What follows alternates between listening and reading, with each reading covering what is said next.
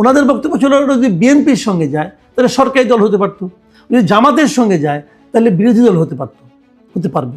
এটা তারা এই কারণে চাচ্ছে, তারা মনে করে যে তাদের সংখ্যা এত কম যে আগামীতে যদি যখন একটা যখন রেগুলার পলিটিক্যাল গভর্নমেন্ট আসবে, সেটা জামাতি আসুক আর বিএনপি আসুক, যারাই আসুক, তারা তো আর এই বর্তমানে যে অন্তর্বর্তী সরকার আছে এদের মতো করে এত আন্তরিকভাবে এনসিপিকে প্রোটেকশনটা দেবে না।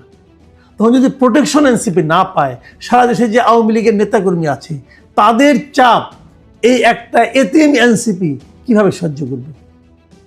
খুব ভ্যালিড পয়েন্ট। কিন্তু তারা মানে আত্মরক্ষার জন্যই তারা আসলে জামাতের সঙ্গে গিয়েছে, কিন্তু সেটা কি আসলে বাস্তবে সম্ভব হবে? কতটুকু হবে? জামাতেরও কি সেই অ্যাবিলিটি থাকবে? যদি তারা বিরোধী দলে থাকে তাদের কি সেই অ্যাবিলিটি থাকবে যে প্রচণ্ড চাপকে, আওয়ামী লীগের যে বিশাল দল, সারা দেশে এদের যে জনসমর্থন এবং সারা দেশে এদের যে কর্মী বাহিনী আছে, আপনার কয়জনকে জেলে ঢুকাছেন? কয়জনকে দেশ ছাড়া করতে পারছেন? কয়জন দেশ ছেড়ে পালিয়েছে? সব যোগ করেন আপনি, 1 লাখ হবে না, 1 লাখ হবে না। অথবা 2 লাখ ধরলাম 1 লাখ, 2 লাখ। আওয়ামী লীগের সমর্থকের সংখ্যা তো কোটি ছাড়িয়ে, সে সংখ্যা কি হবে?